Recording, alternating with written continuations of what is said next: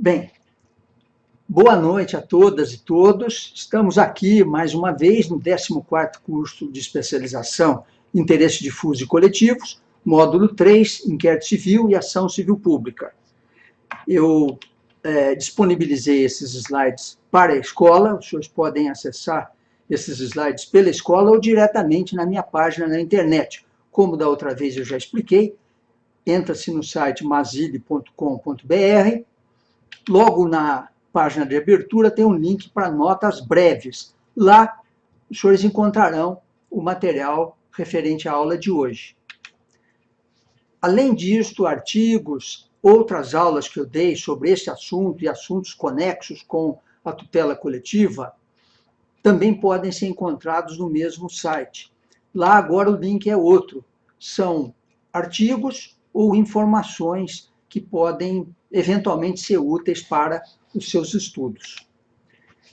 Bem, anteontem nós já estivemos juntos aqui e eu contei alguma coisa, até como testemunho pessoal, porque eu também participei disso, do nascimento, do surgimento da ação civil pública no direito brasileiro. Contei a evolução do Instituto, mostrei as peculiaridades, os seus princípios e as perspectivas da ação civil pública no momento atual do nosso direito. Mostrei que o objeto da tutela coletiva consiste na defesa de interesses ou difusos, ou coletivos, ou individuais homogêneos. Mostrei que a Lei da Ação Civil Pública, o Código de Defesa do Consumidor, a Lei de Improbidade Administrativa, a Lei de Proteção à Pessoa com Deficiência, de proteção ao investidor no mercado de valores imobiliários, o ECA, o Estatuto da Cidade, o Estatuto do Idoso, diversas leis formam no seu todo um microsistema coletivo. Hoje não é mais possível estudar a tutela coletiva só com a Lei da Ação Civil Pública ou só com o Código do Consumidor. Nós precisamos desse microsistema porque os princípios se integram, as regras se aplicam, então é um conjunto que deve ser levado em conta. Também dei aos senhores e às senhoras exemplos de interesses transindividuais. Eu gostaria de lembrar que um único fato pode provocar mais de um tipo de interesse meta-individual ou transindividual. Eu dei como exemplo, poderiam ser outros, mas eu dei como exemplo o rompimento da barragem de Brumadinho, que causou danos ao meio ambiente como um todo, interesses difusos, e também causou danos a indivíduos determinados, que foram atingidos mais diretamente pelo rompimento da barragem. Então, aí nesse caso, haveria, num único fato, que é o rompimento da barragem, danos a interesses difusos e individuais homogêneos. Também é possível exemplificar com danos a interesses coletivos e individuais homogêneos. Vocês imaginem um contrato de adesão que é nulificado. Para quem assinou o contrato de adesão, a nulificação do contrato é uma decisão coletiva, interesse coletivo em sentido estrito. E para o restante dos consumidores potenciais que possam ser beneficiados com uma eventual proibição de que aquele contrato com cláusula abusiva não seja mais utilizado, aí já é um interesse difuso, porque pega pessoas indetermináveis na coletividade. Muito bem. E eu estou aqui apresentando um slide que falhou na apresentação de anteontem, quando eu estava mostrando a todos a história da Lei da Ação Civil Pública. Eu contei que o anteprojeto pioneiro veio do Ministério Público de São Paulo, feito por 3 promotores, o Antônio Augusto Melo de Camargo Ferraz, o Edson Milaré e o Nelson Neri Júnior, em fotografias mais ou menos contemporâneas, não de hoje. Mas esse slide estava falhando na apresentação anterior, então eu estou devolvendo aqui para fidelidade histórica do que eu narrei. Muito bem. Isso foi anteontem. Hoje nós vamos ainda falar sobre a ação civil pública, mas nós vamos direcionar a nossa exposição sobre os atos de disponibilidade na ação civil pública. É possível, não é possível? Cabe desistência, cabe transação? Nós vamos discutir isso. E depois nós vamos estudar os elementos objetivos da demanda no processo coletivo, que são a causa de pedir e o pedido. Muito bem. Comecemos com os atos de disponibilidade. O que são atos de disponibilidade? Quem pode praticar um ato de disponibilidade? Basicamente, a resposta é simples. Quem pode dispor é o titular de um direito disponível. Não basta ser titular do direito. É preciso que o objeto daquele direito seja disponível. Então, por exemplo, nós temos direitos que são indisponíveis, a vida, a liberdade. Eu não posso fazer um contrato com alguém sobre a minha vida, sobre a minha liberdade, porque são direitos indisponíveis. Mas, quanto aos direitos disponíveis, como patrimônio, nós podemos fazer atos de disposição. Por quê? Porque são direitos disponíveis. Então, quem pode dispor? Em princípio, o titular do direito disponível. Ora, agora nós vamos examinar qual é a situação dos interesses transindividuais. Qual a natureza desses interesses, dos difusos, dos coletivos e dos individuais homogêneos? Eles são disponíveis ou indisponíveis?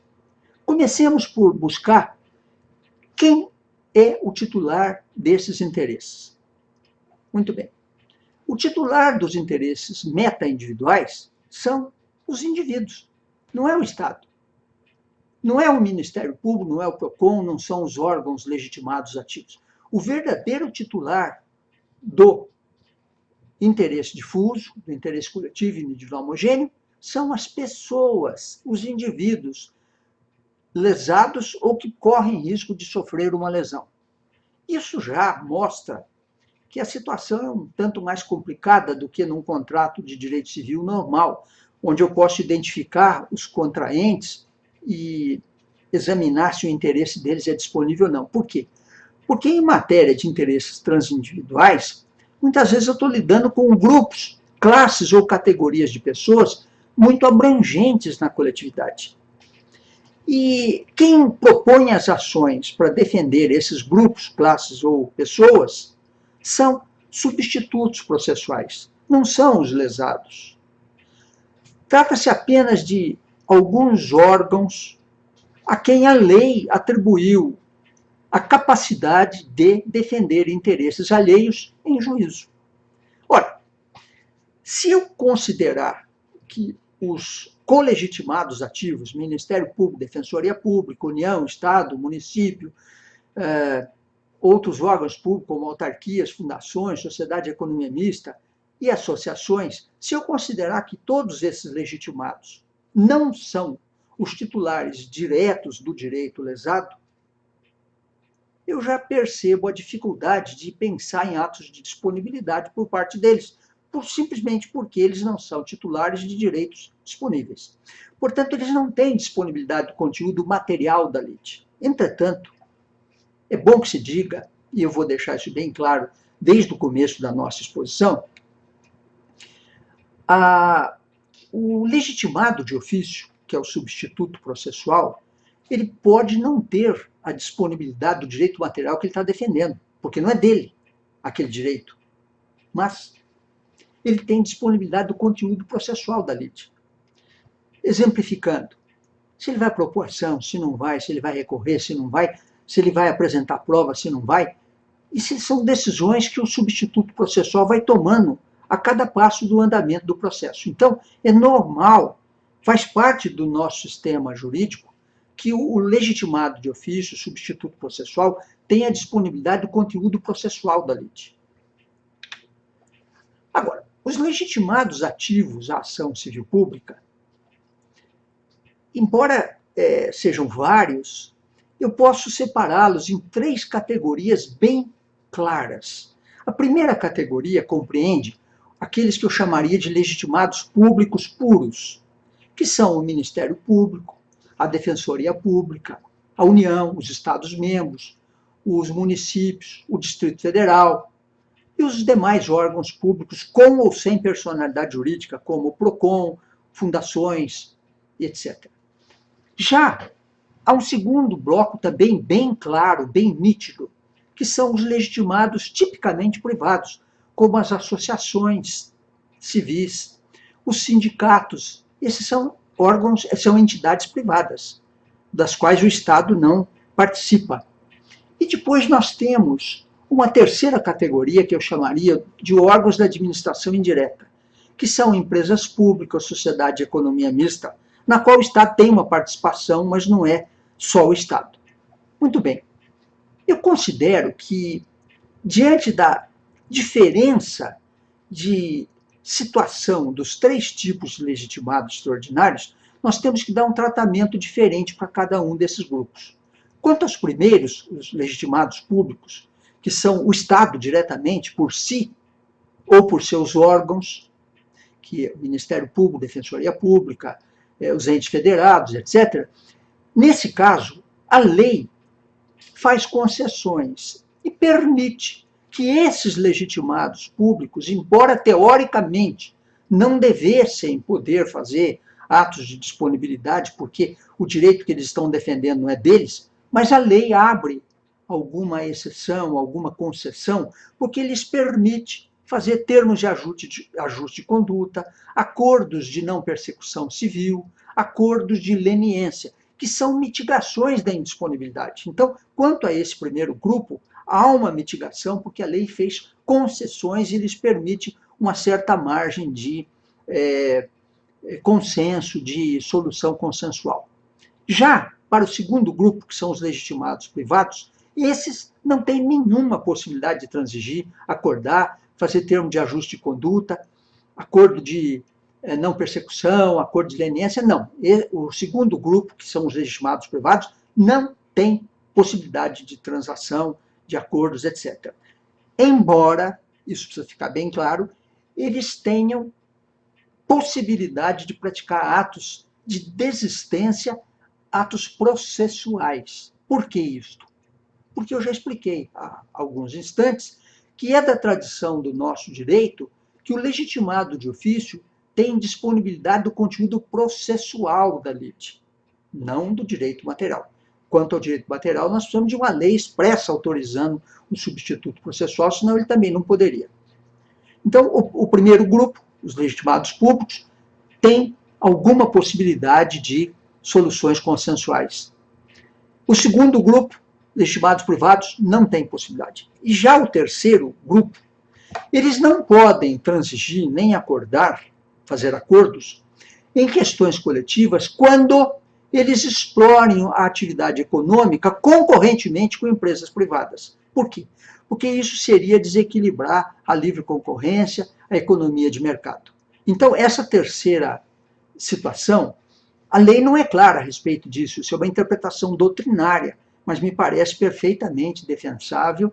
Eu espero ter convencido os senhores de que esses órgãos dos quais o Estado participa, não com exclusividade, mas que entram na atividade econômica concorrentemente com empresas privadas, eles não podem ter privilégios como tomar um compromisso de ajustamento de conduta, porque eles poderiam desequilibrar a concorrência, a economia de mercado, se lhes fosse facultado este poder extraordinário que eles não têm. Muito bem. E o Ministério Público? O Ministério Público está evidente, ele está entre os órgãos públicos legitimados da primeira categoria. Só que, com relação a ele, nós precisamos estudar a questão com mais vagar, com mais cuidado, porque existem alguns embaraços que poderiam chamar a atenção dos senhores. O primeiro deles é o seguinte: para o Ministério Público, existe um direito ou um dever de agir? Existe um direito de ele recorrer contra a sentença que ele considera errada, ou há o dever de recorrer, de impugnar a sentença que ele considera errada? Ele pode fazer um acordo? É uma possibilidade? É um direito? É um dever? Ele pode não processar uma pessoa? É legítimo que ele faça isso?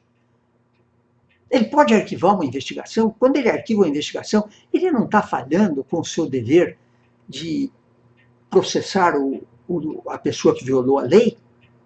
Ele pode desistir de uma prova, desistir da própria ação, desistir de um recurso. Tudo isso em relação ao Ministério Público não seria uma violação do famoso princípio da obrigatoriedade? Senhoras e senhores já ouviram isso desde os tempos da faculdade, que o que ilumina a ação do Ministério Público é o princípio da obrigatoriedade. Como é que eu vou conciliar o princípio da obrigatoriedade com a possibilidade dele fazer um TAC, um termo de ajuste de conduta, um acordo de não persecução? Como é que ele pode arquivar uma investigação, não recorrer? Isso daí é legítimo que ele faça, ele não está violando o princípio da obrigatoriedade? Muito bem, eu tenho resposta para isso. No começo da minha carreira, já faz bastante tempo, eu reconheço, confesso a todos, que eu tinha dificuldade de compreender como conciliar a liberdade que eu achava que tinha com o princípio da obrigatoriedade, que é um dever de agir. Como é que eu faço? Eu tenho o dever de agir, eu não recorro, eu sou obrigado a recorrer, eu sou obrigado a propor uma ação. E essa dúvida me acompanhou por algum tempo, até que, estudando Piero Calamandrei, eu encontrei a resposta clara, nítida. Calamandrei diz o seguinte: não se compreenderia que o Ministério Público, identificando uma hipótese em que a lei exige a sua atuação, não se compreenderia que ele se recusasse a agir. Está aí o núcleo do princípio da obrigatoriedade. Se nós meditarmos bem nesta simples, clara, lúcida explicação do Calamandrei, tem toda a chave do princípio da obrigatoriedade. Ou seja, o Ministério Público, ele tem independência funcional. O órgão do Ministério Público, a instituição tem autonomias, inclusive na área funcional, mas a liberdade do agente do Ministério Público existe para identificar ou não, fundamentadamente, a lesão, a hipótese de agir. Mas, no momento em que ele identifica a presença da lesão, ele tem de agir. Ele é obrigado a agir. Aí é que está o princípio da obrigatoriedade. O princípio da obrigatoriedade surge quando o Ministério Público, pelo seu agente, identifica a hipótese da lesão, aí ele tem de agir. Ele só pode não agir quando a lei lhe permita, como, por exemplo, nas hipóteses em que ela permite discricionariedade, nas hipóteses que ela permite acordo de não persecução penal, compromisso de ajustamento de conduta. Mas não sendo uma hipótese em que a lei tenha feito uma concessão, o Ministério Público encontrou a violação da lei, ele tem de agir. Esta é a interpretação do Calamandrei sobre o princípio da obrigatoriedade, que, a meu ver, é muito clara, muito correta e elucidativa.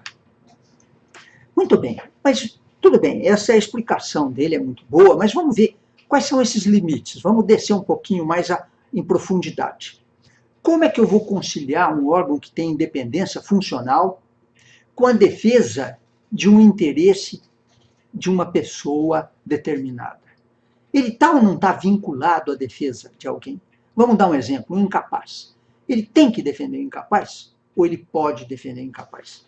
Uma questão como esta, que parece tão clara, tão simples, ela provoca controvérsias acirradas entre membros do Ministério Público. Eu vou dar dois exemplos para os senhores e para as senhoras.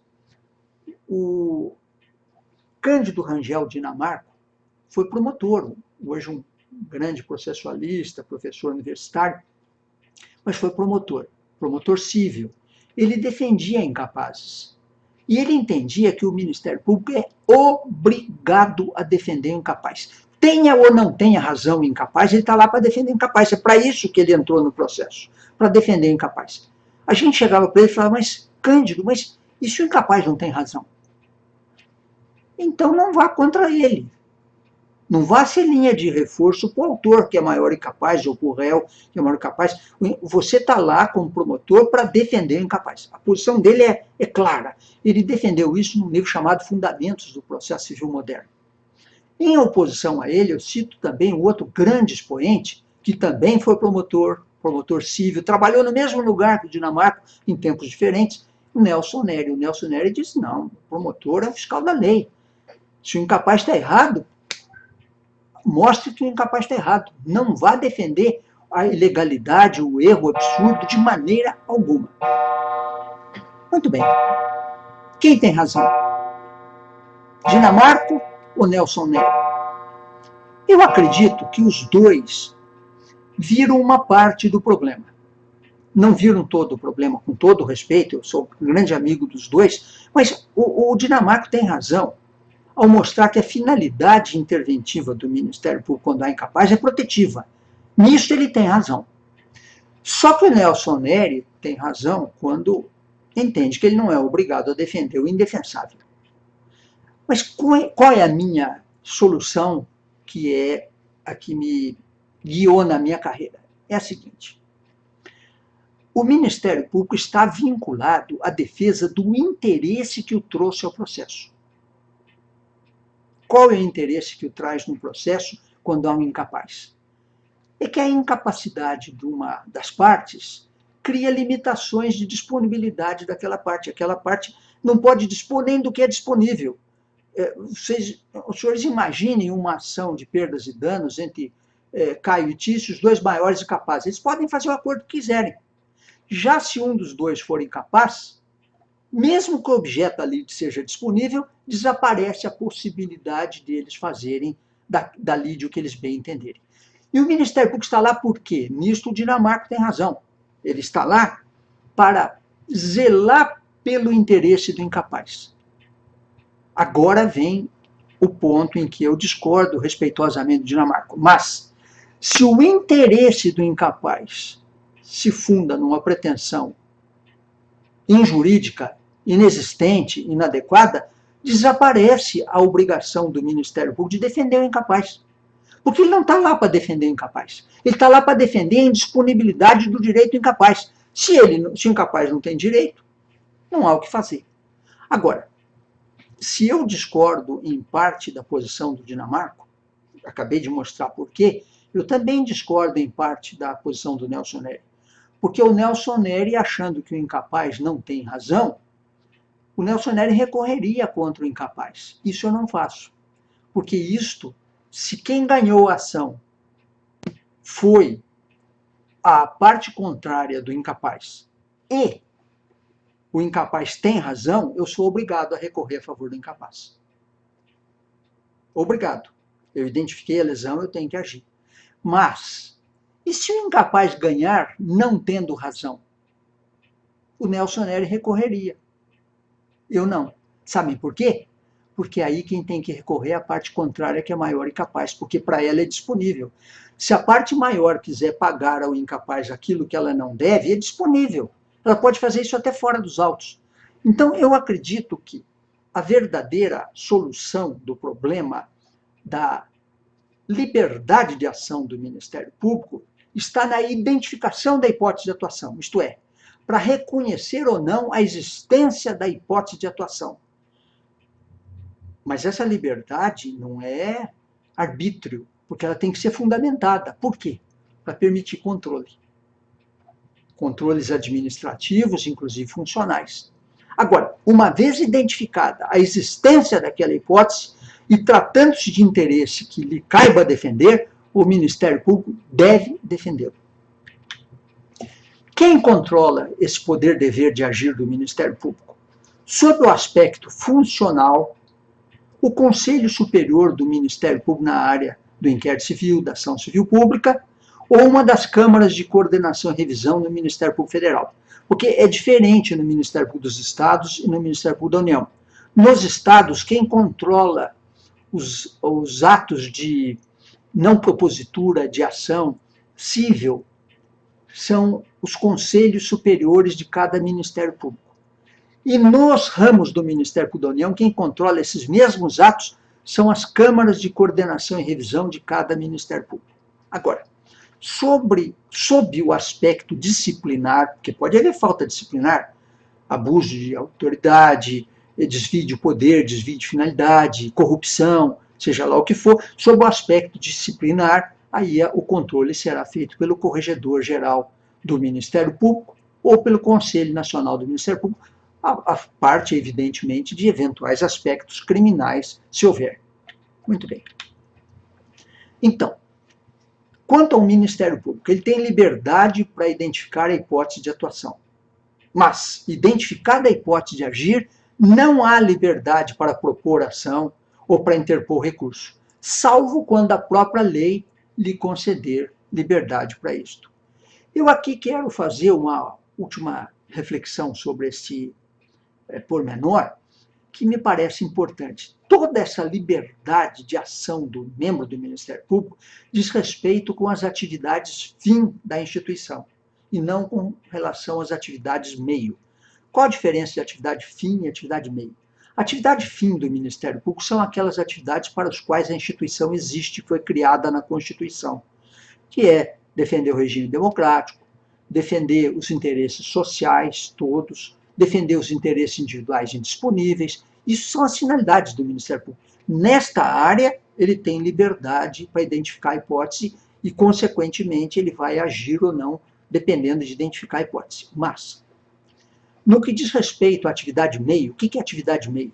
São atos necessários que o órgão do Ministério Público tem que fazer, que a instituição tem que fazer, e que não são finalidade direta da instituição. Por exemplo, o Ministério Público precisa fazer concurso, precisa ter promotores, precisa prestar contas, tem orçamento.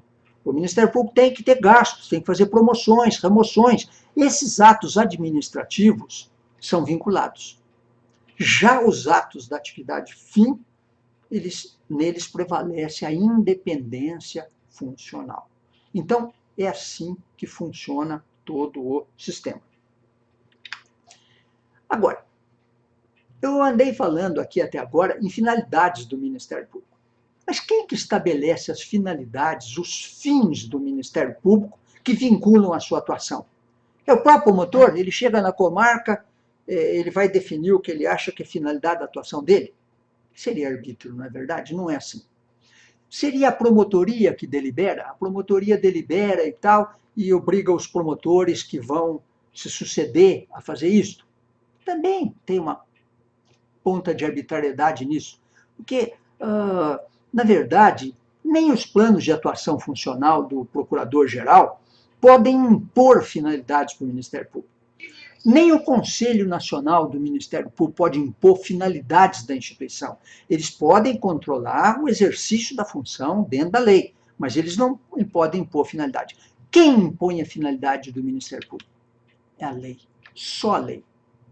A Constituição e as leis. Muito bem, vamos em frente. Eu disse o seguinte, com relação ao incapaz, o Ministério Público age vinculadamente ao incapaz, à parte? Ele tem que defender uma questão de Estado, não de Estado-membro, mas uma questão de Estado da pessoa? A resposta é não. Não, ele não está vinculado ao incapaz. Ele está, como eu demonstrei, vinculado à defesa do interesse que o trouxe ao processo. Isso sim, baseado nos fins que a Constituição e as leis lhe deram, ele vai buscar em cada processo se há uma causa para intervenção. Se não houver uma causa para intervenção, o que é causa para intervenção? Está em jogo a democracia, o regime democrático, que é uma das finalidades da instituição. Está em jogo o interesse social naquele processo? Está em jogo um interesse indisponível? Está em jogo? Então, há uma causa para ele intervir. Ele identificou a presença daquela causa, ele tem que defender aquele interesse. Esses interesses são indisponíveis. Identificou, tem de defender. Este é o verdadeiro critério para a solução da atuação do Ministério Público no processo civil. Os senhores vão ver promotores discutindo arduamente, ferozmente, o que eles fazem dentro dos autos. Eu trabalhei 30 anos no Ministério Público com muita segurança, porque eu tinha um critério para agir. Qual era o critério? Eu buscava a causa que me trouxe ao processo e defendia o interesse se identificado. Agora, eu quero deixar bem claro o seguinte, essa identificação do interesse não pode ser arbitrária. Vou dar um exemplo. Imagine que eu seja um promotor avesso ao trabalho. Né? Avesso ao trabalho é um eufemismo, é uma maneira elegante de dizer vagabundo. Vamos dizer que um promotor vagabundo, até vou trocar o exemplo, não vou nem me usar como exemplo, que isso nunca serviria para mim, eu sempre me esforcei bastante, mas vamos dizer que um promotor avesso ao trabalho resolva dizer que não identifica uma hipótese, então ele tem liberdade funcional e não faz nada. Espera aí. A identificação da hipótese é uma coisa objetiva. Não é porque ele disse reconheço ou não reconheço. Porque senão ele frustraria, e bastaria ele dizer que não reconhece a presença. Não. Se a hipótese de intervenção está presente nos autos, por exemplo, existem incapazes nos autos. O promotor diz, não vejo motivo para intervir. Ele está violando o princípio da obrigatoriedade. Há uma questão social de grande abrangência social. O promotor não vejo razão para intervir. Está violando o princípio da obrigatoriedade. Então, a questão da identificação ou não da hipótese, eu quero deixar bem claro, não é arbitrária, é fundamentada, até porque, se o juiz discordar, se as partes discordarem da recusa da atuação do Ministério Público, existem aspectos funcionais, disciplinares e, às vezes, até penais que podem ser invocados. Mas, dentro da liberdade correta, honesta, justa de atuação, se o órgão do Ministério Público realmente não identifica hipótese para atuar, não há falta nenhuma funcional, administrativa, de qualquer natureza, em deixar de funcionar, deixar de ajuizar uma ação, deixar de recorrer, desde que aqueles fins para os quais a instituição existe não estão presentes, então não há motivo para a atuação da instituição. Agora, o Ministério Público, já que eu sei o que ele faz, já sei por que ele entrou nos autos, que é uma causa que o trouxe ao processo, agora eu vou aprofundar a questão, que é dentro do tema da nossa aula de hoje. Ele pode desistir da ação? Ele pode desistir da ação? Muitos autores, se os senhores forem estudar a questão na doutrina, e mesmo no Ministério Público, na jurisprudência, os senhores vão ver que há muitos que pregam uma analogia entre ação civil pública e ação penal pública. Então, eles dizem o seguinte, assim como o Ministério Público não pode desistir da ação penal pública, por analogia, ele não pode desistir da ação civil pública. Está certo isso? Resposta, não, não está certo isso. A analogia é um recurso de integração da lei. Quando eu encontro duas hipóteses que tenham semelhanças suficientes, eu posso usar a solução de uma para iluminar a outra. Por quê? Porque há uma quantidade suficiente de pontos em comum que permite que se justifique a mesma solução nas duas hipóteses. Mas eu vou mostrar aos senhores que, apesar da aparência, não há pontos de semelhança suficientes entre a ação penal pública e a ação civil pública no tocante à questão da desistência. Por quê? Porque, ao contrário da ação civil pública, na ação penal pública, o titular do jus puniendi é o Estado. Na ação civil pública, não. Na ação civil pública, o titular do direito lesado são os indivíduos. Totalmente diferente, completamente. Daí todas as consequências os senhores podem imaginar. Na ação penal pública, o Estado é o único legitimado a defender um direito que é dele. O jus puniendi é do Estado. E esse legitimado é o Estado, por meio do Ministério. Por que é o Ministério? Porque é um órgão do Estado. O Ministério Público é o Estado agindo. Então, o Ministério Público é o titular privativo da pretensão punitiva do Estado em matéria de ação penal pública. Voltemos à ação privada, é totalmente diferente, é um conjunto de colegitimados. Não é o Estado o único legitimado, pelo contrário, até entidades civis. Na área penal, se o Ministério Público pudesse desistir da ação, ninguém poderia fazer nada, porque ele é titular privativo. Veja o perigo que isso seria. Primeiro, riscos de pressões políticas sobre a instituição. Os governantes sempre poderosos, o governador, o presidente da República, que tem orçamento na mão, que controla o orçamento destinado ao Ministério Público, os aumentos de vencimentos, eles poderiam pressionar diretamente a instituição para uma desistência, para um caso que não convenha ao governo, isso é uma inconveniência muito grande para a independência, para a autonomia da instituição, o risco de pressão política. A lei foi sábia, falou, não há possibilidade de existência. E, além do mais, haveria o risco de pressões pessoais sobre os membros do Ministério Público, suas famílias. Os senhores imaginem o sequestro de um filho de um promotor, por o promotor desistir da ação contra o criminoso. Então, a lei diz que não tem desistência no processo penal. Não tem. Nem na ação, nem desistência de recurso. Artigos 42 e 576 do Código de Processo Penal. E está certa a lei penal. Já na ação civil pública, o senhor falava, pode ter pressão, pode ter... Sim, mas são muitos colegitimados. Mesmo que eu pressionasse um colegitimado e os outros. Então, na área da ação penal pública, só cabem concessões de disponibilidade nos casos em que a própria lei expressamente permitiu concessões. E há casos que a lei permite concessões, como no acordo de não persecução penal, na própria transação penal em algumas infrações. Então, aí é possível, o legislador aceitou uma mitigação na indisponibilidade. Mas fora daí, na área da ação penal pública, não tem disponibilidade, não tem desistência, não tem desistência nem da ação nem do recurso.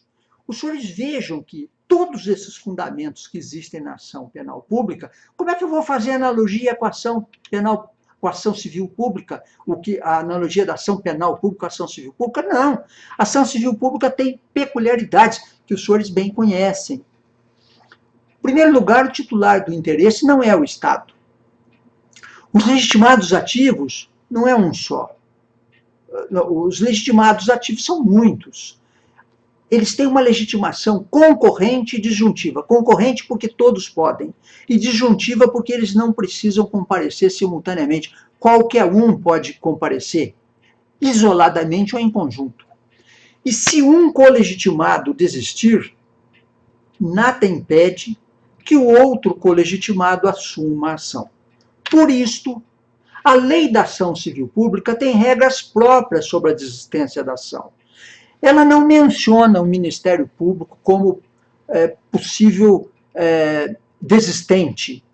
Ela menciona a possível desistência da associação civil, dizendo que, se a desistência for infundada, o Ministério Público assumirá a ação.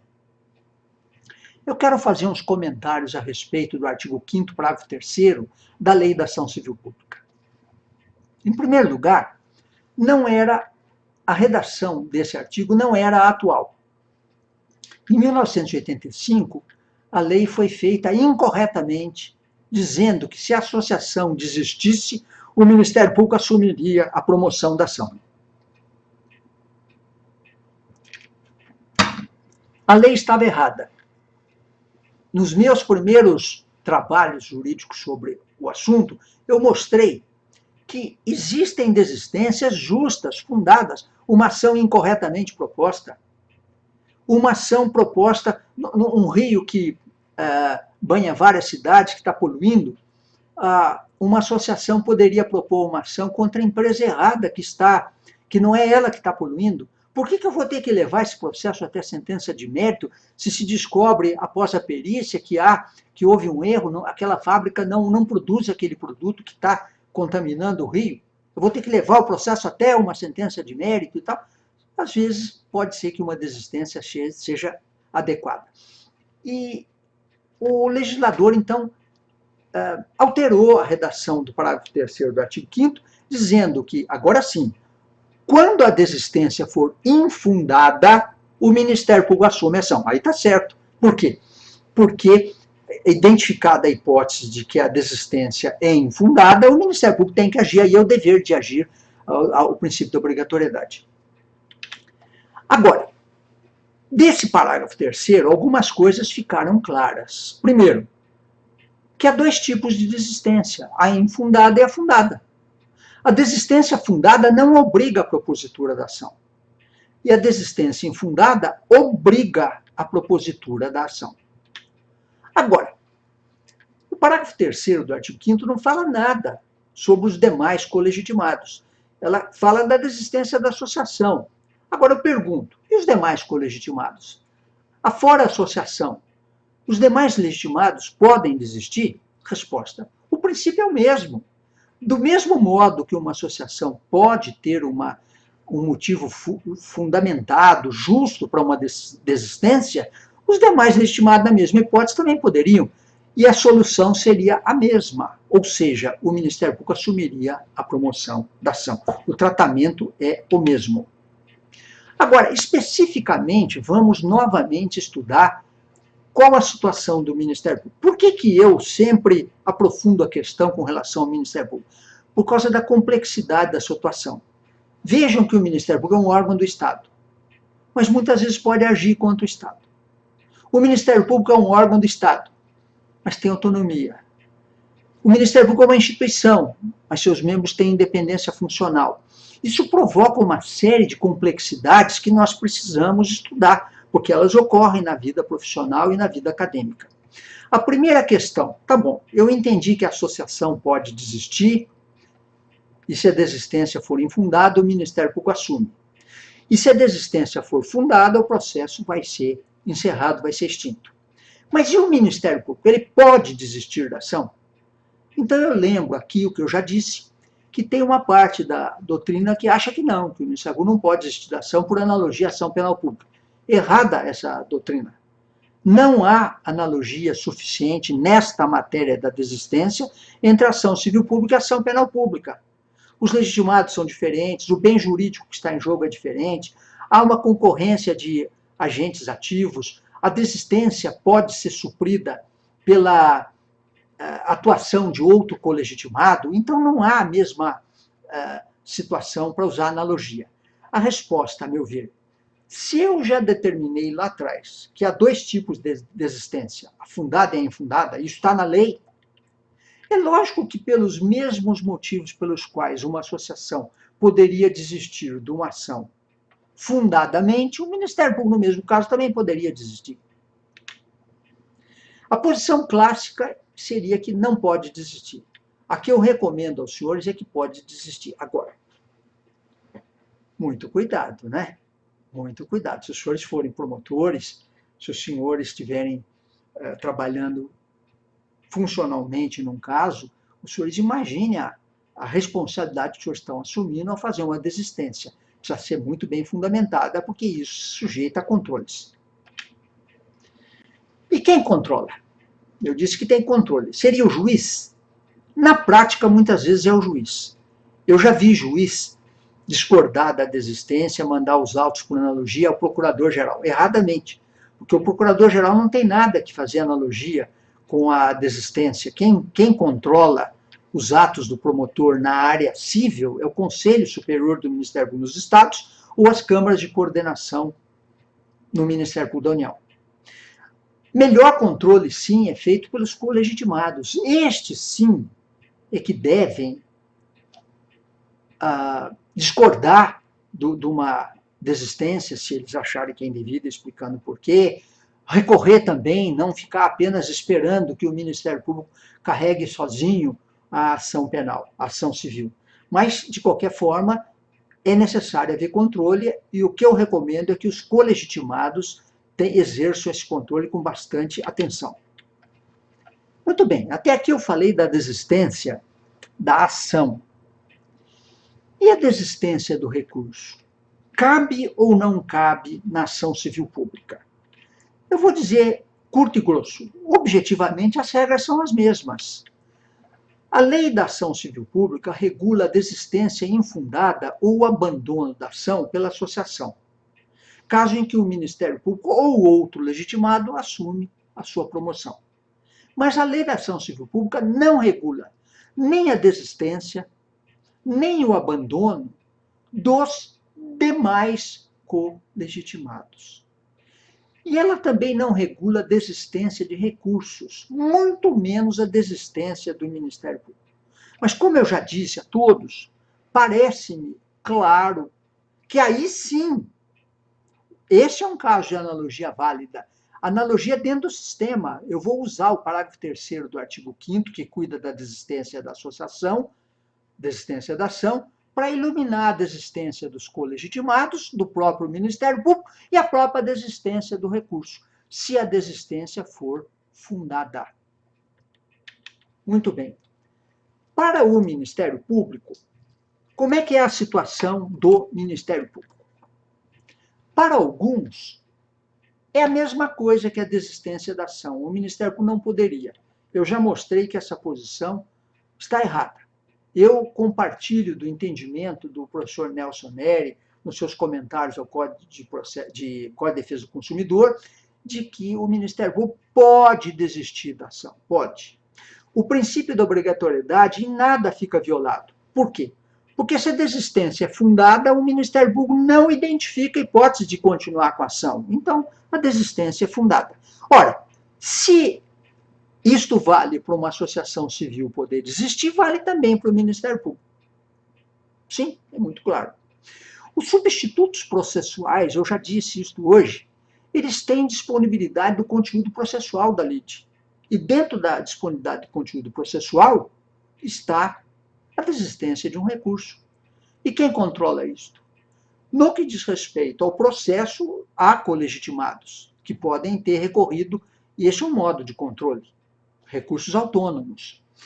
Mas com relação ao Ministério Público, se a desistência violou um dever ético, violou um dever funcional, nós temos, sob o aspecto disciplinar, a Corregedoria Geral da instituição. E até mesmo temos uma Corregedoria Nacional, feita por órgão do Conselho Nacional do Ministério Público. E sob o aspecto processual, quem acaba fazendo na prática esse controle é o juiz. Eu diria aos senhores, me perdoem abordar essa questão com esta franqueza, mas eu diria aos senhores que é um erro o juiz fazer isto. Até se ele tiver razão, continua sendo um erro. Eu vou dizer por quê. Porque no momento em que o juiz diz para o autor, você está desistindo da ação? Não devia desistir, continua com a ação. Você está desistindo do recurso? Não desista não, continua com o recurso. O juiz está tomando partido, ele está deixando de ser imparcial para ser um órgão auxiliar do autor. Não é próprio do juiz pedir para o autor entrar com a ação, entrar com o recurso, não desistir da ação, não desistir do recurso. Eu acredito que o ideal são os colegitimados exercerem este controle. E aqui vem uma advertência fundamental que eu quero deixar clara para vocês. Que cada colegitimado faça o seu próprio recurso. Eu vou explicar por quê. Há muitos anos, eu trabalhava numa promotoria civil e eu vi um caso que eu nunca vou esquecer, que eu quero contar aos senhores. Caso real.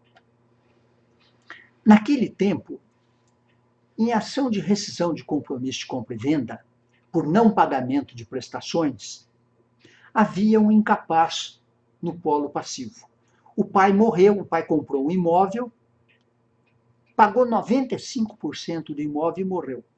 Teve um acidente, teve um aneurisma e morreu.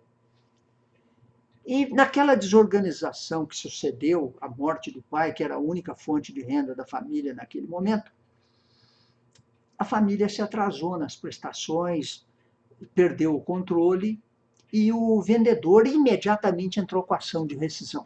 E naquele tempo, hoje não, hoje a lei mudou, mas naquele tempo a lei permitia a perda de todos os valores pagos e a rescisão do compromisso. Era assim, assim. O Ministério Público intervinha naquele processo, ainda não era eu o promotor, foi um colega que trabalhou nos autos, foi antes de eu ser promovido para a capital. E o colega deu razão, incapaz, mostrou que a jurisprudência estava evoluindo, que era um enriquecimento sem causa do vendedor, a lei permitia a rescisão do compromisso por inadimplência, mas ele não podia perder 95% do que pagou, porque o vendedor ia ficar com o imóvel e mais 95% do imóvel e tal. E o que aconteceu? O juiz, muito aferrado à letra da lei da época, sem ter acompanhado os fins sociais a que se destina a lei e tal, o juiz julgou a favor do autor, rescindiu o compromisso e decretou a perda dos valores pagos pelo pai do menor. 20 anos de pagamento, tudo perdido. O que aconteceu? A mãe do menor incapaz, evidentemente, ele estava assistido pelo Ministério Público, mas antes do Ministério Público tomar ciência da sentença, a mãe do menor, por seu advogado, interpôs o recurso de apelação correto, dizendo que a sentença estava errada, era injusta, nós não podemos aplicar a lei com esta dura lex sed lex. A lei precisa ter o temperamento adequado, as finalidades sociais, etc., e fez um recurso. E os autos foram para esse meu colega que me antecedeu na promotoria aqui na capital. E o promotor disse, bem feitas as razões, que o incapaz tinha razão, que a sentença precisava ser reformada. Mas notem bem, ele só fez contra-razões. Ele não recorreu. Por que ele não recorreu? Porque ele achou perda de tempo recorrer, a mãe já tinha recorrido. Para que ele ia recorrer, pensou ele? Eu teria recorrido. Além de dar razão incapaz em contra-razões, ao tomar ciência, eu teria recorrido também. Os senhores vão falar, mas é perda de tempo, é chover no molhado. Ah, é? Então eu vou contar para os senhores o que aconteceu nesse caso real. Então, houve a sentença contra o incapaz, a mãe apelou, o promotor, em contra-razões, o que me antecedeu, deu razão ao incapaz, o juiz deu a seguinte decisão: paga o preparo, suba os autos. E tinha que pagar o preparo do recurso. O menor não era beneficiário da justiça gratuita. Sabem o que aconteceu? Vocês já estão imaginando, né? A mãe não pagou o preparo. O recurso ia ser dado como deserto. E não eram necessitados. Eu não sei, foi no momento em que eu entrei nos autos, o juiz me deu vista para falar sobre o que estava acontecendo. Se eu fosse simplesmente pegar o Código de Processo Civil da época e aplicar sem maiores problemas de consciência, eu diria, esse juiz de recurso está deserto, ponto, acabou. Seria isso, não seria? Agora, veja a injustiça que estava sendo cometida. Eu imagino, isso aqui é imaginação minha, porque eu nunca falei com a mãe do menor, nem com o advogado menor, eles nunca me procuraram, não os conheço. Eu estava com o processo na minha frente. Eu imagino que para ela desistir de um recurso daquele, não pagar um preparo, que era de pouco mais do que um salário mínimo, eles não eram beneficiários da justiça gratuita, eles tinham recursos para isso, pelo advogado que contrataram, pela condução do processo, dava para ver. Mas, ao não pagar o preparo, eu imagino que, fora dos autos, talvez a empresa tenha procurado a mãe e feito um acordo. Isso não apareceu nos autos. O que eu tinha dentro dos autos era uma apelação que foi interposta sem preparo. E eu percebi que, naquele caso, tinha havido uma falha do Ministério Público. Qual a falha? O Ministério Público também devia ter recorrido. É isso que eu estou recomendando para os colegitimados. A sentença está errada? Ah, mas a associação recorreu.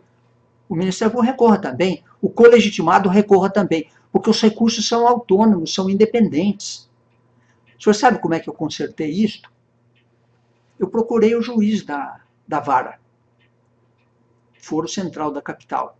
Cheguei para o juiz e falei, me disse o juiz, aqui aparentemente está havendo um conflito de interesse entre a representante legal do incapaz e o incapaz. É interesse do incapaz a subida do recurso.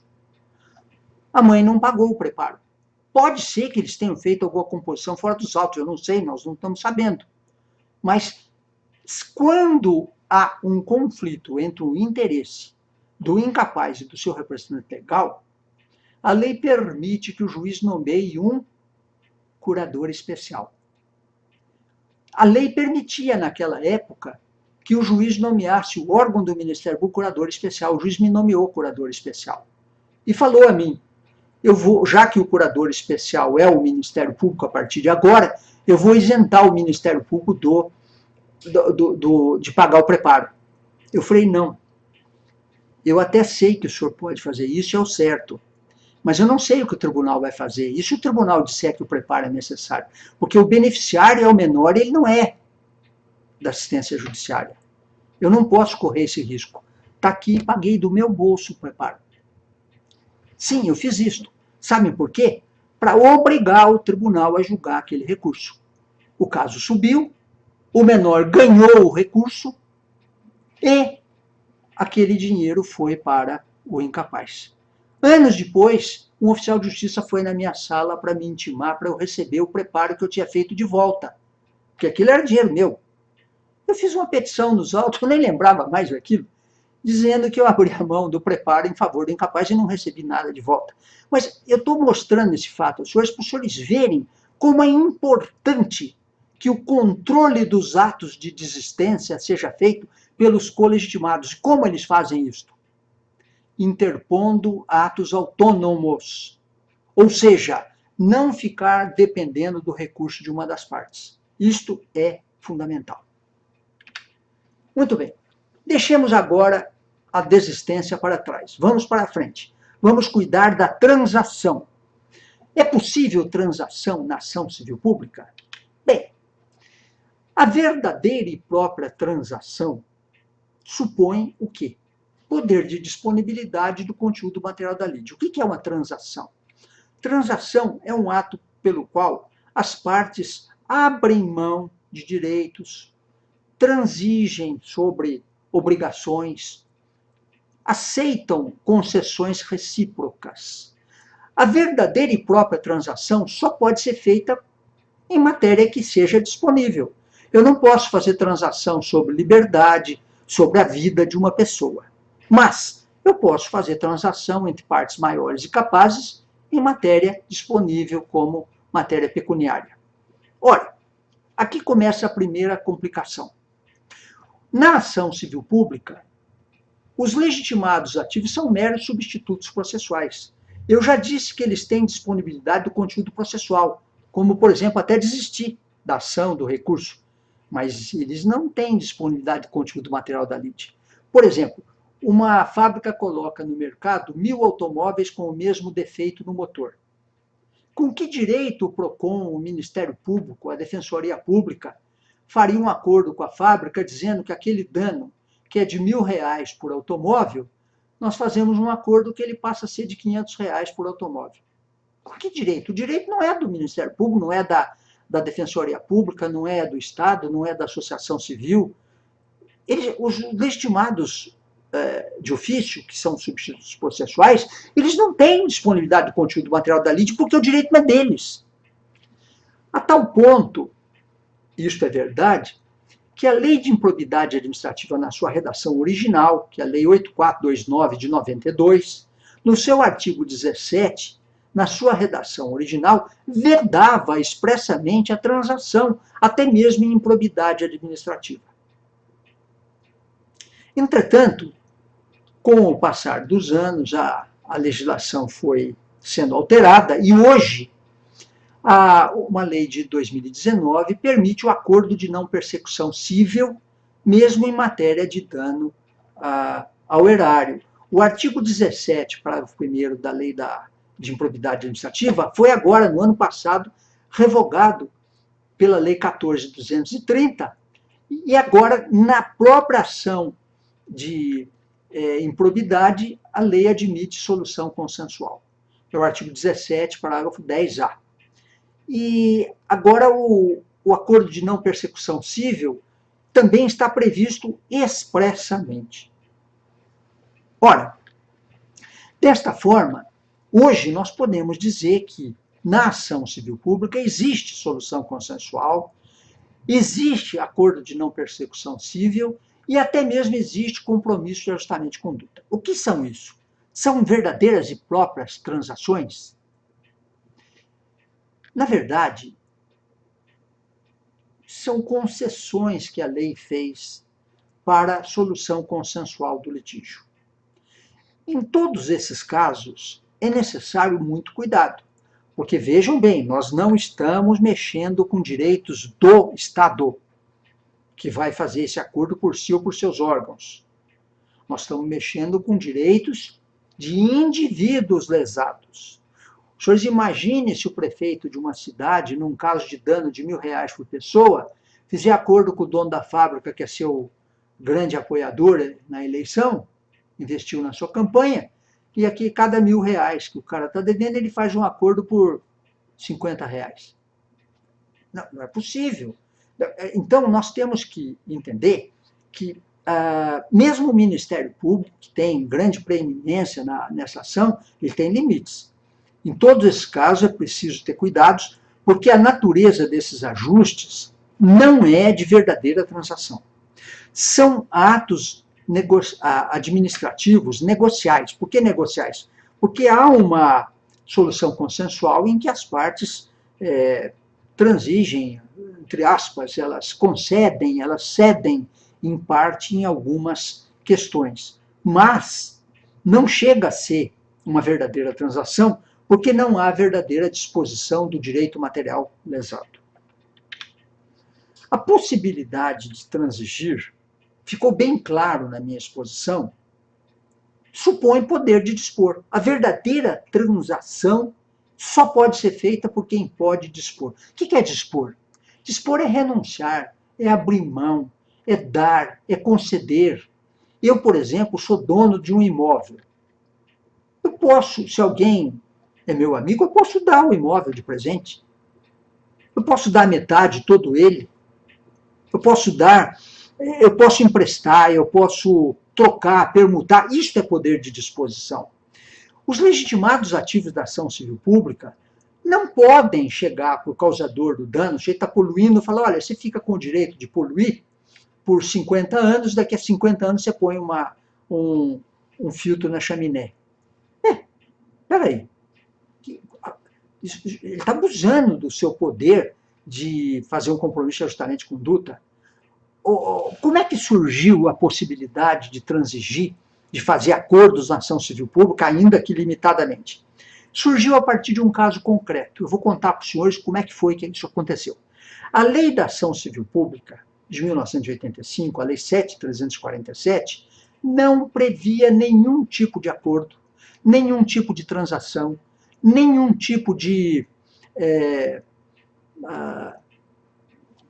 concessão, de termo de ajuste de conduta, nada, nada, nada, nada. Acontece que, em 1984, um ano antes da Lei da Ação Civil Pública, um prefeito de Embu, aqui no estado de São Paulo, ficou muito contente com o resultado da eleição, na qual ele saiu vitorioso, e ele resolveu fazer um churrasco para os seus correligionários. Até aí tudo bem, desde que ele pagasse o churrasco. Mas o que foi complicado, diria até mais absurdo, chocante, é que ele resolveu fazer o churrasco com uma passarinhada. Foram centenas de passarinhos que foram capturados, mortos e assados no espeto. Eu me lembro até hoje da fotografia impressionante do jornal, na primeira página dos jornais, daqueles passarinhos assados num espeto e no churrasco do prefeito. Foi a época que veio a Lei da Ação Civil Pública, logo em seguida. E esta foi não foi a primeira, mas foi uma das primeiras ações que foi ajuizada contra o prefeito. E essa ação prosseguiu, o prefeito foi condenado e o juiz condenou o prefeito a pagar uma indenização para a coletividade, que foi apurada com toda a complexidade que os senhores possam imaginar. O dano era irreparável, não é verdade? Mas aí aquele dinheiro vai para um fundo fluido. Nesse momento, surgiu um problema. O prefeito procurou o promotor da cidade. Ele falou, doutor, eu fui condenado, recorri, transitou em julgado, não tenho mais, tenho que pagar. Só que eu não tenho esse dinheiro para pagar de uma vez. Eu posso fazer um acordo e pagar em prestações? Pronto. O promotor ficou perdido. Por quê? Porque a lei não falava nada. O promotor pegou o telefone e ligou para a Procuradoria-Geral. E me chamaram lá para tentar resolver o problema do promotor. Eu era assessor do Procurador-Geral na época. E me chamaram. Eu cheguei para o colega e falei, olha, a lei não permite transação. Mas, veja bem, se você propuser a execução e o prefeito não tem dinheiro para pagar, essa execução pode levar 1 ano, 2 anos. Daqui a 1 ano, 2 anos, vamos dizer que o prefeito tenha dinheiro para pagar. O que ele vai pagar? O principal com juros e correção monetária, é isso que ele vai pagar. Se você fizer um acordo, entre aspas, com ele, para ele pagar em 1 ano, 2 anos, o principal com juros e correção monetária, você não está abrindo mão de nada. Mas você está fazendo uma composição que viabiliza a execução. Tá bom, ele fez, propôs isso, o juiz concordou, o réu concordou, fizeram e foi assim que o caso foi resolvido. Mas a ideia surgiu.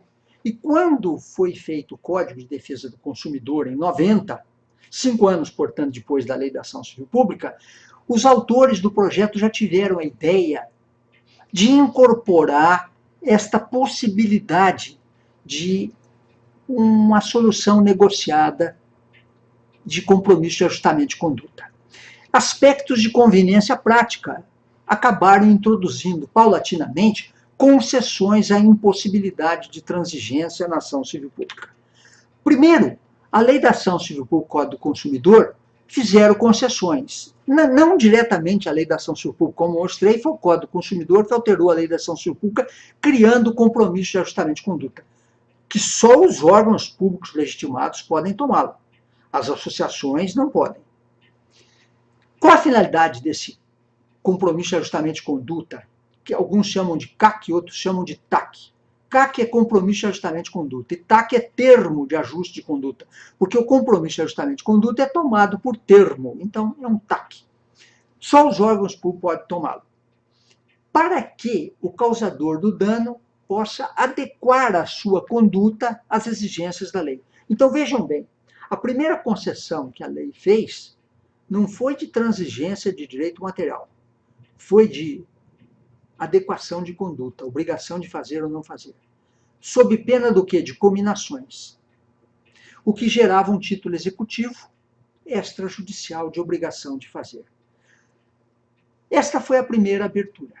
Mas, com o passar do tempo, foi ampliado o objeto desse compromisso de ajuste de conduta.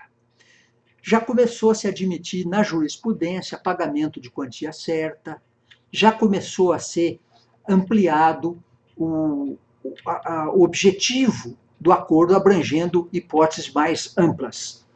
Muito bem. E as leis também foram pelo mesmo caminho. Já em 2013, a Lei 12.846, que cuida da responsabilidade de pessoas jurídicas, permitiu acordo de leniência. A Lei 13.964, de 2019, alterou o parágrafo 1º do artigo 1º da Lei da Ação Civil Pública, já permitindo acordos de não persecução civil. E agora, por último, a Lei 14.230, esta sim alterou radicalmente a Lei da Ação Civil Pública, é expressa em permitir a solução consensual nas ações de improbidade e acordos de não persecução civil. Então, os senhores percebem que, a partir de um primeiro momento em que a lei não previa, em hipótese nenhuma, transação, a própria lei acabou fazendo concessões inicialmente mais tímidas, como o compromisso de ajustamento de conduta, e progressivamente cada vez mais ampla a partir de mudanças legislativas. A lei pode fazer isto? Pode, a lei pode fazer isto. A lei cria o próprio direito penal, que cuida de matérias basicamente indisponíveis, ele admite transação, admite compromisso, acordo de não persecução penal. Então, a lei, desde que validamente feita, ela pode fazer concessões. Quanto ao compromisso de ajustamento de conduta, eu queria expor aos senhores e às senhoras alguns detalhes que são importantes. Quem pode tomá-los? Isso já ficou claro na minha exposição anterior. Eu já disse que há 3 categorias: os que podem tomá-los, os que não podem, e uma categoria discutível.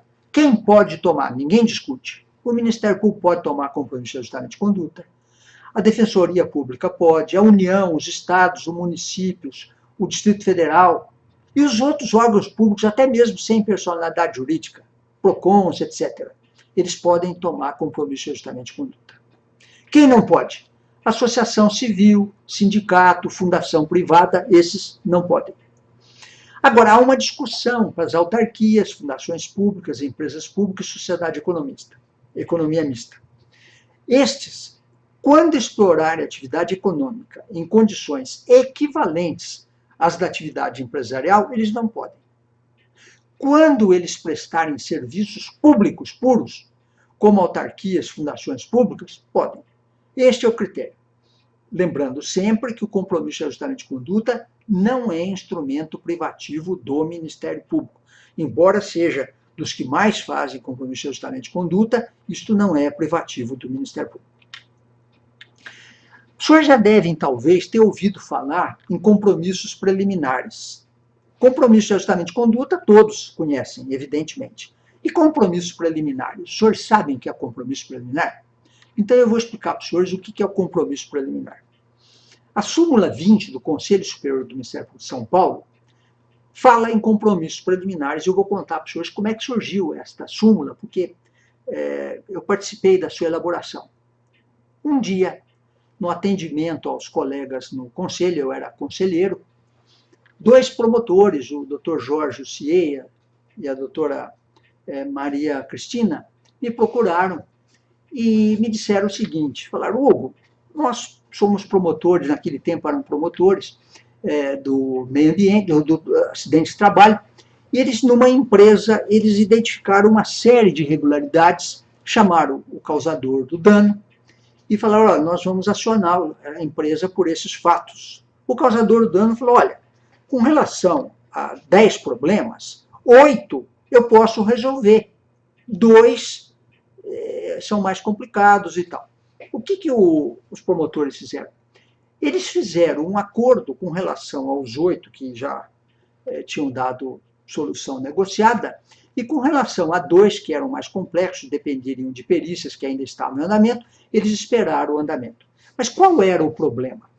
É que a lei do Ministério Público, a lei orgânica estadual do Ministério Público, seu artigo 112, parágrafo único, dizia que o compromisso de ajustamento de conduta só tem valor se depois de homologado o arquivamento do inquérito civil. E os promotores não queriam arquivar o inquérito civil porque havia pendências. Dos 10 problemas, 8 estavam resolvidos, 2 não. E para arquivar em parte o inquérito civil, desmembrar a investigação, ia ficar uma confusão, quando na verdade eles estavam cuidando de tudo. Eles me perguntaram qual a solução. Então, na verdade, antes de eu falar da solução, eu vou falar do problema. O problema é o artigo 112, parágrafo 1 da Lei Orgânica do MP estadual, que se meteu onde não se deveria ter se metido. Porque o compromisso de ajustamento de conduta é o quê, pela lei federal? Ele é um título executivo. A lei estadual estava disciplinando o momento que esse título executivo ia ter eficácia. Ora, desde quando uma lei estadual pode disciplinar o momento em que tem eficácia um título executivo? Isso é matéria processual. Isso não é matéria de lei estadual. Mas a lei, de qualquer forma, estava dizendo aquilo e precisávamos achar uma solução. Então, nós preparamos a súmula 20, que diz o seguinte, que quando houver um acordo que cubra uma parte da solução dos problemas investigados, o promotor faz um termo de ajuste de conduta parcial, que será homologado o compromisso de ajustamento, mas com o prosseguimento do inquérito civil. Na verdade, isso equivale a um arquivamento parcial do inquérito civil, o que é óbvio. E essa súmula tem resolvido esses problemas nesses anos todos. O termo de ajuste de conduta provoca algumas questões que nós vamos enfrentar. A primeira delas é terminológica. O compromisso de ajustamento de conduta tem um nome muito parecido com os compromissos de compra e venda. E, às vezes, os promotores, os advogados, são tentados a usar uma terminologia equivalente. No compromisso de compra e venda, nós temos o compromissário e o devedor. Então, muitas vezes, os senhores vão encontrar as expressões compromissário no compromisso de compra e venda. Aliás, no compromisso de compra e venda, sim, o compromissário. Mas a pessoa a quem se faz a promessa. Mas acontece que no termo de ajuste de conduta, que é um compromisso de ajustamento de conduta, nós só temos um comprometente. É aquele que se compromete. O órgão público, Ele não é comprometente, ele não promete nada. O que o órgão público promete? Vocês vão falar, promete não entrar com a ação. Não. Isso é consequência, isso não é promessa dele. Ele não pode entrar com a ação porque não teria interesse processual se ele já tem título. Mas, de qualquer forma, a terminologia correta no compromisso de ajustamento de conduta é de chamar de comprometente o devedor da obrigação. O órgão público é o tomador do compromisso, e não compromissário, nem comprometente. Quando é que começa a eficácia do compromisso? Segundo a lei estadual, quando o arquivamento do inquérito civil é homologado. Eu mostrei para os senhores que a lei estadual está errada. Na verdade, a eficácia do compromisso de ajustamento de conduta é definida no próprio termo de ajuste de conduta. As partes é que dizem quando ele vai ter eficácia. Lógico que elas até podem dizer terá eficácia a partir do momento que o conselho homologar o arquivamento. Mas aí quem está dando eficácia é o compromisso, não é o arquivamento do conselho. Porque quem tem poder para decidir a eficácia do compromisso é o próprio compromisso. Então, se ele vai ter eficácia daqui a um mês, daqui a 2 meses, as partes combinem isso no próprio compromisso de ajustamento de conduta. Agora vem uma questão mais delicada. E se o órgão público tomou o compromisso, as partes assinaram, estão todos de acordo, mas um colegitimado não concorda? O que fazer? E agora? É preciso homologar o compromisso de ajustamento de conduta se ele não for feito pelo Ministério Público? Mesmo assim, precisa ser homologado pelo Conselho Superior do Ministério Público? Então, vamos responder essas questões. Em primeiro lugar, o compromisso de ajustamento de conduta não é transação. Por quê? Porque a parte não pode dispor, a parte que toma o compromisso, não pode dispor de um direito que não é dela. Simplesmente por isso que não pode, não é transação. Então, se alguém discordar, pode até ter razão. Os senhores imaginem, por exemplo, o prefeito pega uma fábrica que está poluindo, e antes que o Ministério Público está investigando os fatos, está mandando fazer perícia e tal.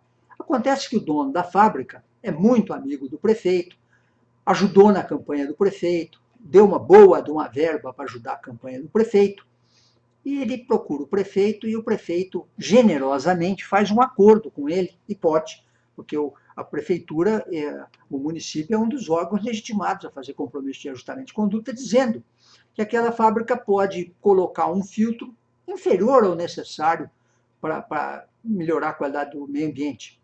Ou então, ele vai pôr o filtro adequado, mas daqui a 10 anos, ou daqui a 20 anos. E a coletividade vai ter que ficar com o filtro insuficiente, ou sem filtro nenhum por 10 anos, porque o prefeito fez o acordo. E agora? E se os colegitimados não concordarem? Eu entendo, e vou demonstrar isso aos senhores, que esse acordo vale. Se for tomado por um órgão legitimamente autorizado pela lei, ele vale. Mas ele vale como garantia mínima, não como limite de responsabilidade. Por quê? Porque eu não posso admitir que um colegitimado que tem ação para defender o interesse do grupo disponha do direito material que não é dele. É só por isso. O senhor fala, mas assim ninguém vai fazer compromisso de ajustamento de conduta? Faz. Todo mundo faz. Todo dia fazem compromisso. Hoje mesmo, dezenas, centenas de compromissos foram feitos no Brasil inteiro. E eles valem e são respeitados. Sabem por quê? Se eles forem honestos, se forem bem feitos, se forem razoáveis. Mas se eles forem feitos com insuficiência, com inadequação, sem resolverem efetivamente o problema da coletividade, os efeitos deles são de garantia mínima e não de limite máximo de responsabilidade. Quanto ao cumprimento do compromisso, ele tem que ser acompanhado. Por quê? Porque se não for cumprido, cabe execução. E a rescisão é feita como os atos jurídicos em geral. Não é feito por rescisória, é feito por ação anulatória, se houver motivo para isto. Características do termo de ajuste de conduta. Em primeiro lugar, o termo de ajuste de conduta é uma obrigação certa e determinada. Para ele ser líquido e permitir execução, ele precisa ser uma obrigação certa. Certa na existência e determinada no objeto. Eu vou dar um exemplo. A fábrica está poluindo. O Ministério Público chama dono da fábrica e fala: o senhor vai fazer um termo de conduta comigo, que o senhor vai parar de poluir em 30 dias, tá certo? Tá, então assina aqui. Isso é um ajustamento de conduta? Não. A obrigação que foi combinada é certa na existência, mas não tem objeto determinado. Eu estou combinando com o causador do dano que dentro de um mês vai estar tudo certinho. Mas como? O que ele vai fazer para ficar tudo certinho? Vai pôr um filtro? Que filtro? Modelo qual? Que tamanho? Que capacidade? Qual a exaustão? Qual a vazão? De que marca? De que fábrica? Qual a capacidade? Então, para que o compromisso de ajustamento de conduta seja válido, eu não posso me comprometer a ficar bonzinho, a cumprir a lei. Isso são obrigações vagas, indeterminadas. Eu preciso de uma obrigação certa na existência e determinada quanto ao objeto. Senão, ela não tem liquidez. Como é que eu vou pedir ao juiz a execução de um compromisso de ajustamento de conduta dizendo que dentro de 30 dias o causador do dano vai adequar-se às exigências da lei? Mas quais exigências? Eu preciso dizer o que ele tem que fazer concretamente para permitir execução da multa, do termo de ajuste de conduta. O objeto do ajuste de conduta, eu já mostrei aos senhores, que foi gradualmente ampliado. Inicialmente era para adequar a conduta às exigências da lei. Nós já incluímos replantio, pagamento de multas, reposição ao status quo anterior, etc. Precisa testemunha instrumentária para o compromisso de ajustamento de conduta? Não. O órgão público que o toma tem a presunção da fé pública e ele dispensa testemunha instrumentária. Nada impede que, havendo uma testemunha, ela assine o documento, pode até ser útil, mas não é necessário. Ele gera um título executivo extrajudicial. Pode ser anulado? Sim, pelos vícios do ato jurídico em geral. Coação, dolo, fraude, simulação, etc., erro. Ele dispensa a homologação judicial, salvo se tomado em juízo e salvo se a homologação se destinar a extinguir o processo, evidentemente. Agora, reitero, encerrando essa matéria, ele não tem natureza contratual. Ele não é um contrato, porque não há poder de disposição, é uma declaração de vontade do poder público coincidente com a do particular. Portanto, o que nós chamamos tecnicamente de um ato administrativo negocial, ou seja, um negócio jurídico de direito público. Quanto aos efeitos, quais são os efeitos do compromisso? Em primeiro lugar, ele vai produzir efeitos a partir do que estiver disposto no próprio termo. Se o próprio termo disser que ele vai produzir efeitos imediatamente, é imediatamente. Se ele disser que é a partir da homologação do arquivamento do inquérito civil, é a partir do momento que for disposto no próprio termo. Ele pode limitar responsabilidades? Pode. Normalmente ele limita, mas vejam essas limitações como garantia mínima. Qualquer colegitimado, ou até um lesado individual, se entender que a proteção a ele é insuficiente, ele vai até a justiça. Aquele mínimo está garantido. Mais do que isso, ele vai discutir com todos os riscos que ele possa correr de ganhar ou não a ação. Qual é a posição do próprio tomador do compromisso? Por exemplo, o Ministério Público tomou um compromisso. Ele pode depois chamar o causador do dano e falar: olha, esse compromisso aí não é satisfatório, eu quero mais. Bom, ele precisa ter boas razões para fazer isso, senão ele se desmoraliza. Mas ele pode ter razões. Suponha que ele chamou o causador do dano, é uma fábrica que está poluindo, combinou que ponha o filtro X. Alguns anos depois, a ciência demonstra que aquele filtro X também é insuficiente, coisa que não se sabia naquele tempo. Ele pode chamar o causador do dano? Sim, é uma garantia mínima.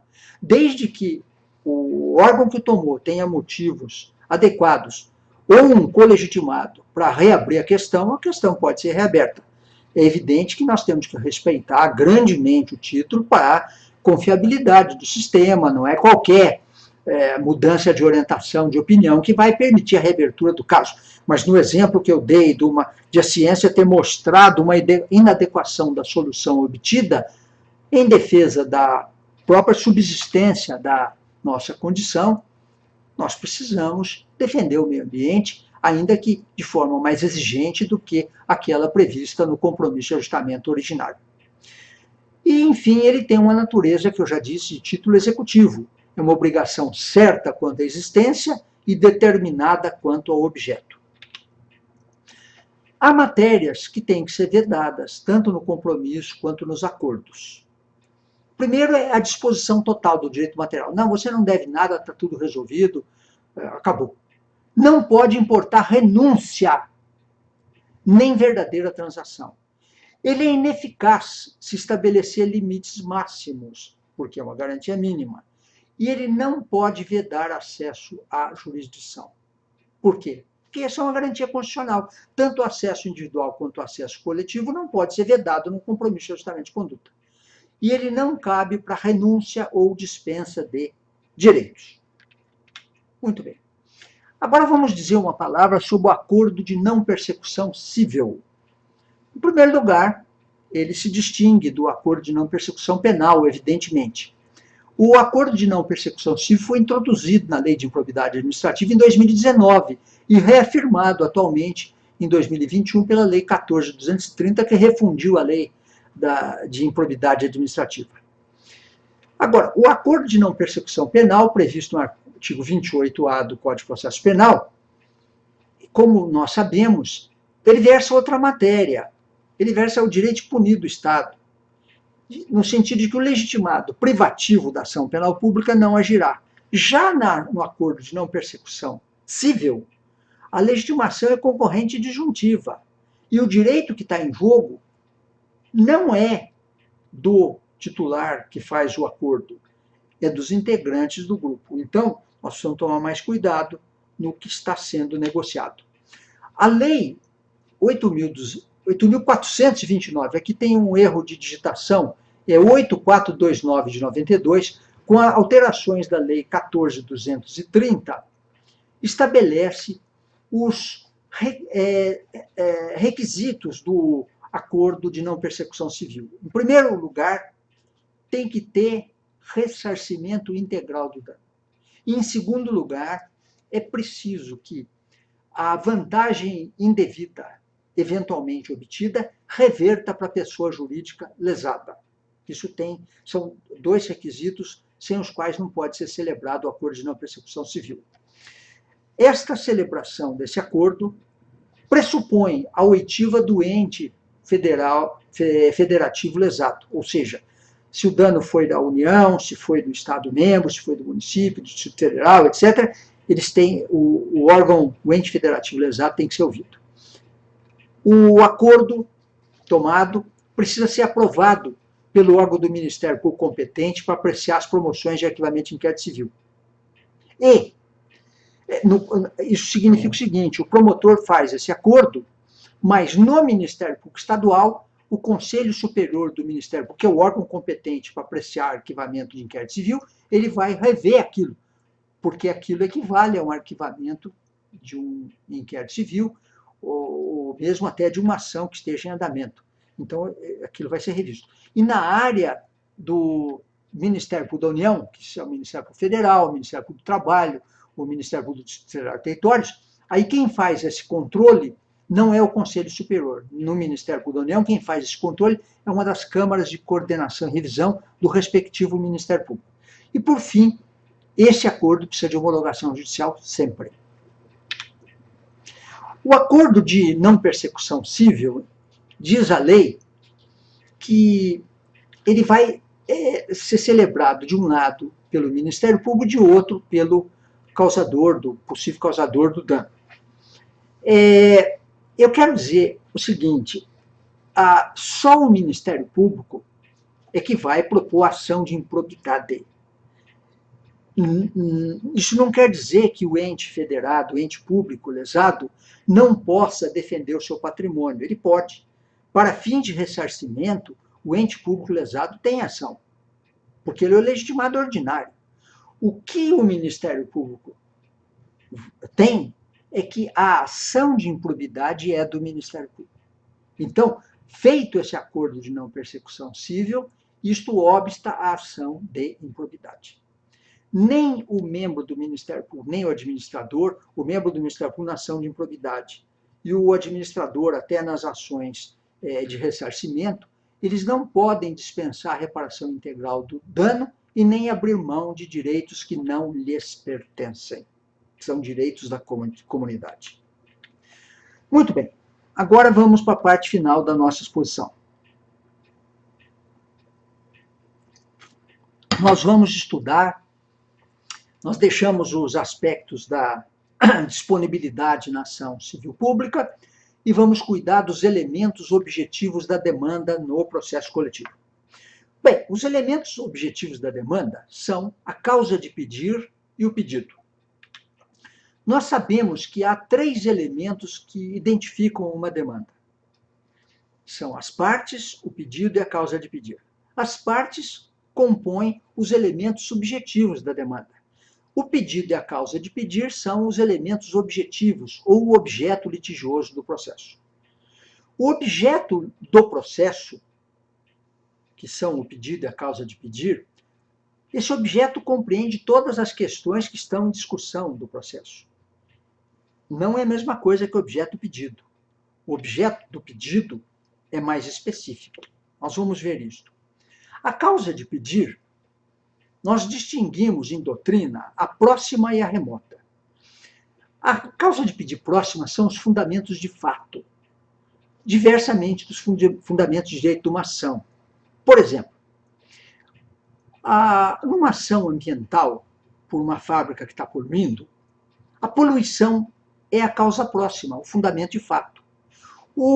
A causa remota é o direito ao meio ambiente sadio, ecologicamente equilibrado.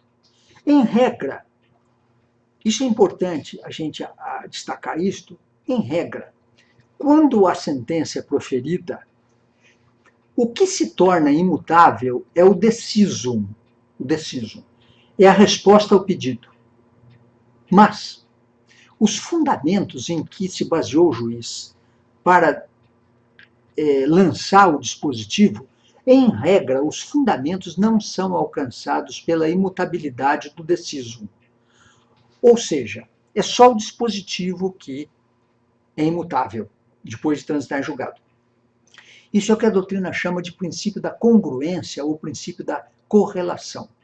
É a questão principal expressamente decidida, esta é aquela que vai ser imutável. Ou seja, se a sentença for de procedência no processo coletivo, ou de improcedência por motivo ou outro, que não há falta de provas, aquele dispositivo ele é imutável, e só ele. Mas eu poderia estender a imutabilidade do deciso também para a fundamentação da sentença? Eu posso fazer isto? Sim, eu posso fazer isto. Mas aí eu preciso de um pedido adequado, porque aí vai estar dentro do pedido, e aí o juiz estará julgando o pedido. Ou eu preciso utilizar de uma decisão de uma questão prejudicial incidente. Por que essa exigência formalística do Código de Processo Civil? Por uma razão muito simples. O réu tem direito de se defender de acordo com o pedido que está sendo feito contra ele. Ele precisa saber exatamente o que está sendo pedido contra ele e o que vai se tornar imutável, para ele se defender. Não tem sentido surpreender o réu dizendo que, além do pedido, também transitou em julgado, é imutável toda a fundamentação da sentença, se isso não foi pedido nem no pedido principal e nem em questão prejudicial incidente. Então, é importante que nós façamos o pedido correto. Embora isto seja, a meu ver, bem claro, isso enseja discussão. Porque eu entendo que é necessário que o autor da ação civil pública, seja a Defensoria Pública, o Ministério Público, uma associação, façam corretamente a causa de pedir e o pedido, para permitir uma adequada defesa. É importante que a defesa saiba exatamente o que está sendo pedido contra ela, do que ela tem que se defender, para dar contornos adequados, seguros à coisa julgada, inutíligos, ou seja, naquilo que for útil para os beneficiários daquela decisão. Para permitir a correta extensão da imutabilidade aos lesados que não foram parte na ação. São os chamados efeitos erga omnes ou ultra partes, ou seja, contra todos ou além das partes, característica do processo coletivo. Como eu disse anteontem, não é só um processo coletivo, a ação popular também tem essa característica, mas no processo coletivo, se a sentença for de procedência, ela vai beneficiar a toda a coletividade, como no caso dos interesses difusos, ou além das partes, no caso dos interesses difusos ou individuais homogêneos. Por que é importante fazer um pedido correto? Não é só para a defesa poder se beneficiar com o devido processo legal, que já é por si, já seria suficiente, mas tem mais um motivo até prático, é que o pedido correto vai trazer importantes consequências na hora da liquidação e da execução. Eu já mostrei na nossa aula inaugural que, dependendo do tipo do interesse controvertido, o pedido será feito, porque há casos em que o interesse é divisível e vai ser dividido. Então, eu preciso fazer um pedido correspondente ao interesse que está sendo defendido.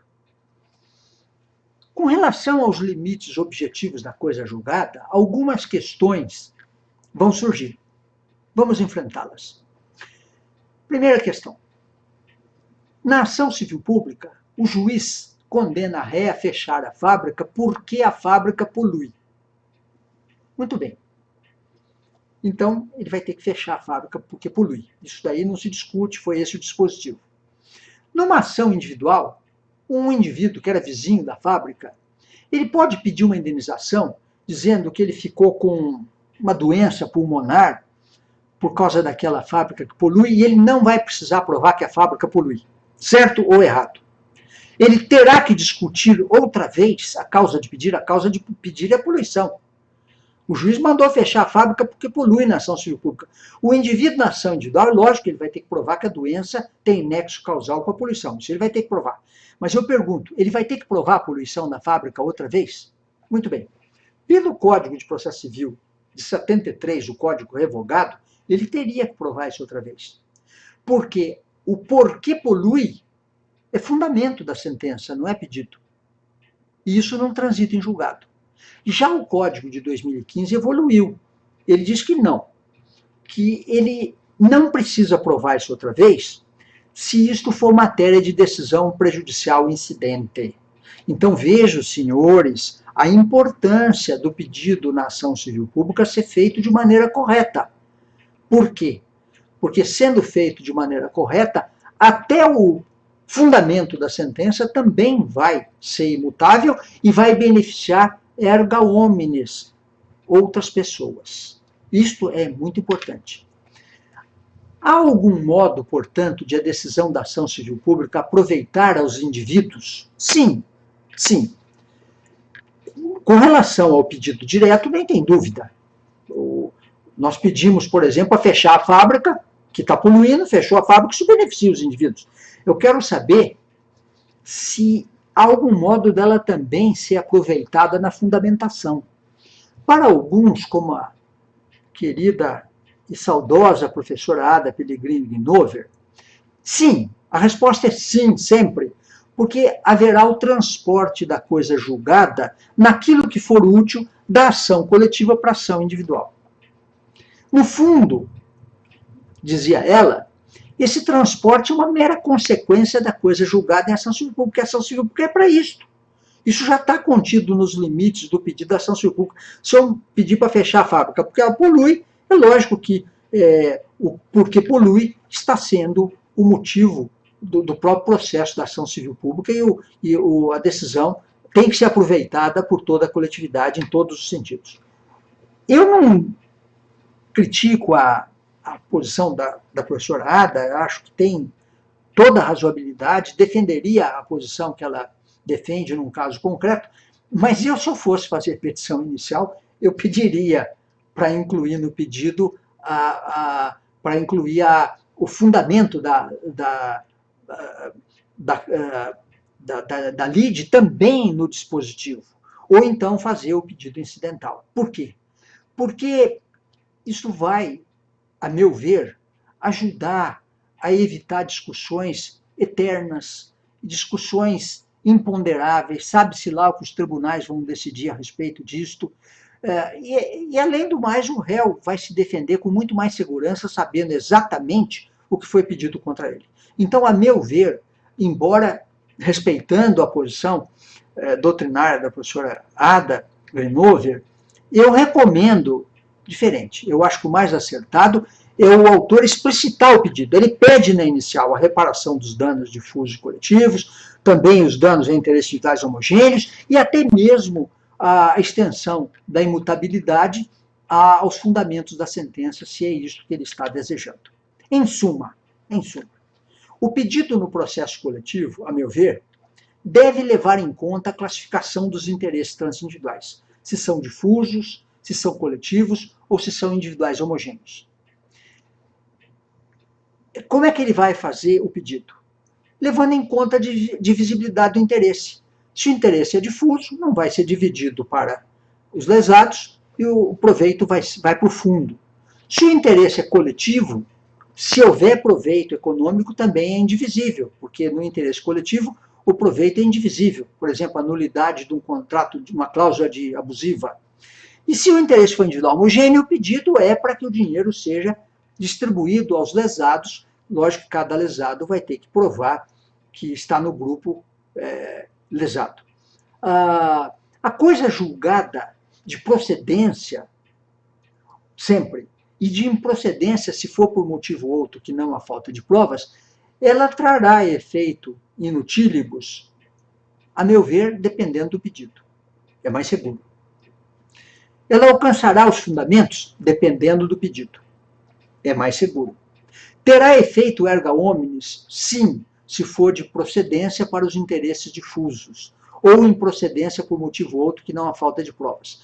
Terá efeito ultra partes para os interesses coletivos, sim, no caso de procedência, ou improcedência por motivo outro que não a falta de provas.